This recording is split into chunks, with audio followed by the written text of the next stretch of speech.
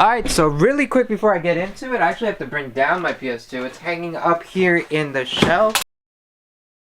Alright guys, sorry for the malfunction. It's just stuff was falling off the shelves while I was trying to get this. It's a sign I shouldn't film, but we are. This is my PS2 Slim. I love this. It's not my original one. My original one broke and we threw it out. But this one I got because I was going through like a retro trip. I'm like, let me play my PS2 games that I grew up playing. So I rebought it. It's from a local shop in Bay Ridge called Brooklyn Game Shack, if I'm not mistaken. I'll just pop up their Instagram here and links down below. But yeah, it is a small store, but it packs a punch. They have so many consoles and console variants. They have a DVD section and a VHS section. And I don't just mean regular VHS like movies and like Disney stuff. No, they have an anime section and I thought that was cool. The last time I went, I was looking for Pokemon games and they were playing regular show, which I thought was super cool. But yeah, I got this. I paid like $120 for it, refurbished with original controller, all the hookups. And they threw one of these in, which is a Magic Gate memory card. I had totally forgotten. We used to use memory cards. It wasn't saved to a hard drive like nowadays. But yeah, that came in clutch. Shout out to them for throwing that in because I would have not been able to save any of my games. I had totally forgotten. But yeah, let's start off with the games. Oh, the Socom series of games were goated. I played these before I played any of the Call of Duty games. They should really bring this back because I put in hours onto these. I'm missing number 2. I grew up with number 2 as well, but I'm just missing it. The original Socom, and I recently just beat Socom 3 again, which was super cool. I rebeat that. I'm missing the second one, but these were so good, and I got into this series, like really into it, that I ended up getting the PSP versions, which are also really good portable handheld versions of it. But yeah, Socom series. Oh, this series got me into Tycoon games, and I mean that. Because Thrillville, I got the demo on PC from PC magazine or whatever. So I got the demo. I played the demo for a bit. And then I was like, whoa, there's a console version. So I got the PS2 version growing up. I put in hours onto this. I was really into making your own theme park. Playing some of those mini games was super cool. Doing all the tasks and whatnot. This was such a good game that I ended up looking into Tycoons. I got into The Sims.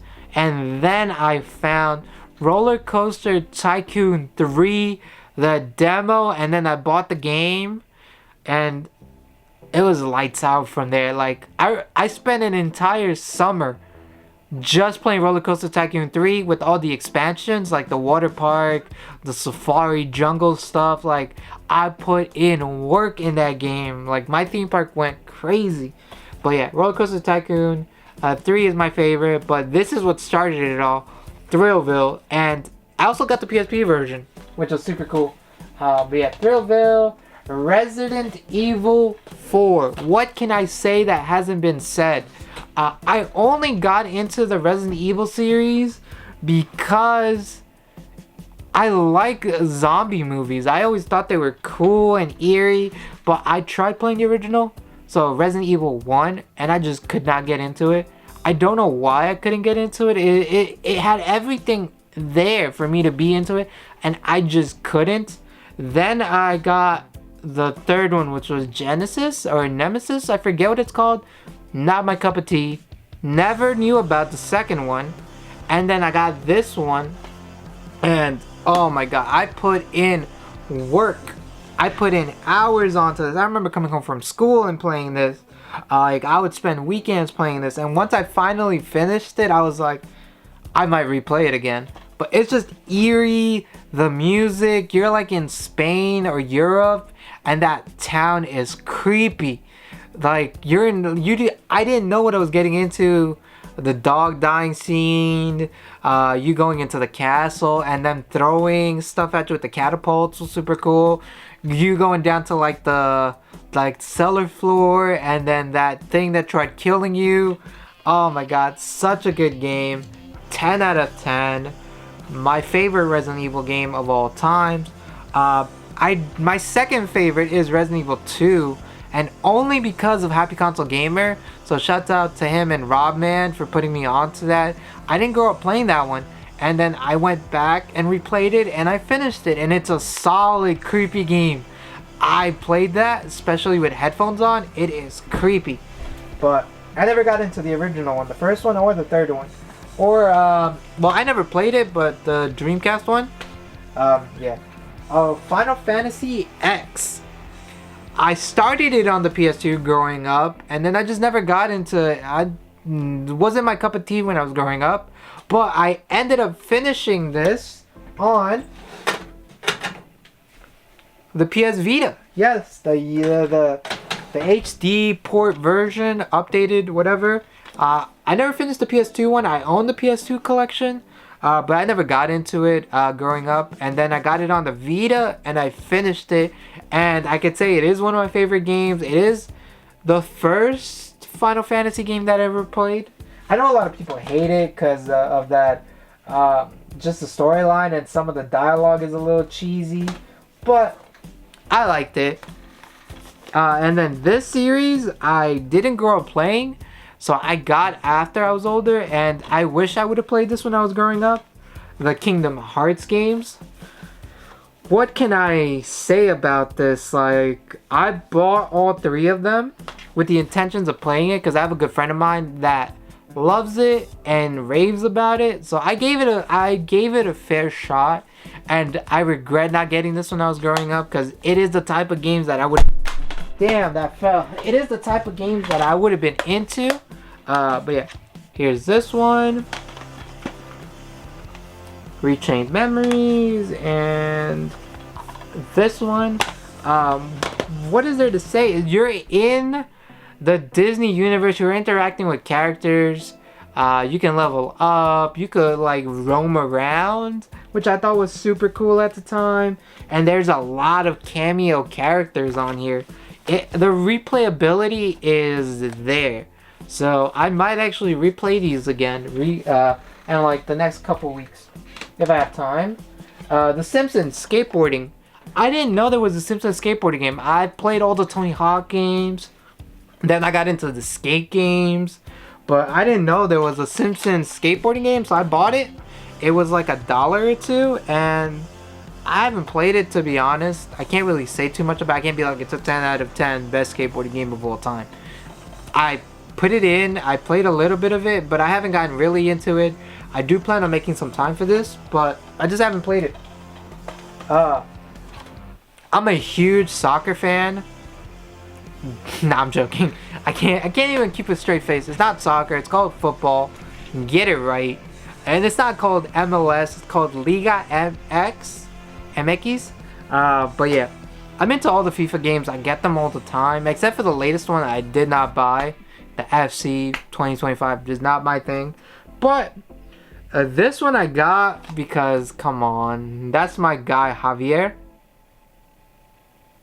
Like, come on. Such a good game. He may not have been the best coach, but I don't think we gave him a chance like that. But yeah, I saw this at one of my game stores, and it's a bit beat up, but it was like $2, so I had to get it just because of that. And he was still the Mexican coach when I got this, so I was like, you know what, just to hang on the shelf, whatever. This is super cool. The Naruto games. Now, I grew up with the Budokai games and the Tenkaichi games, so I bought these because they were super cheap. I got them for like a really good deal. They were like $2-3 a piece, and I know they go for more online. Like, I could double my money if I really wanted to, triple. But these are really good fighting games. Like, they're really good. If you're into Naruto, I highly recommend these. Are they Dragon Ball like level? Yeah, these are really, really good. I didn't grow up watching Naruto. I watched Naruto once I got into like high school, going into college. But yeah, Naruto, it really holds like it's top 3 in my opinion. Yeah, the Gran Turismo games. Now, I grew up with the Ridge Racer games, but this is by far my favorite, Gran Turismo 3. I put in hours, especially the 2-player split games. Me and my brother, any racing game that's 2 players, me and my brother go crazy for, and we're very competitive. So yeah, this is such a good game. Has a lot of maps, a lot of cars. Some of the maps are just phenomenal. But yeah, good game. The Plan. I bought this because it was super cheap. It was actually 50 cents. But I haven't played it. I haven't even popped it in. I bought it, put it in the shelf. I said I was gonna play it, and I just never did. So there's that. And the last one is the best games on the PS2, which are the GTA games. Now I am missing one, well technically two, but technically one. And what I mean by that is I have this, and this I got because I had to get.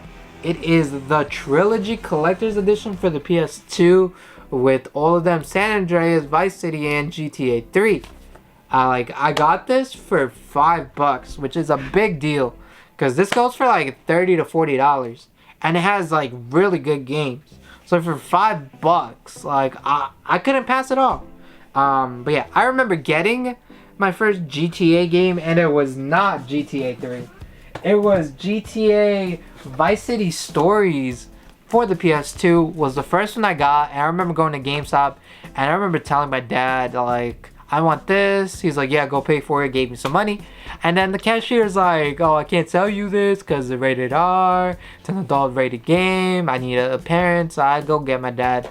My dad's like, yeah, whatever. The guy's like, you sure? It has violence. It has strippers. It has... And my dad's like, bro. I said, yeah, just get him the game. And the guy's like, okay. Boom. Stamps it. I beat that game. That game was so much fun. I didn't even know it was a PSP game until like afterwards. But yeah, I played that one. Then I played all the other games on PC. Yeah, I didn't play them on, I didn't beat them on the PS2. I beat them on PC. So GTA 3, I finished it on PC. Then I did the real mods on it. Vice City I also beat on PC.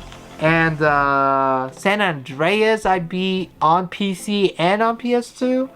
And then Liberty City Stories I ended up beating on PSP.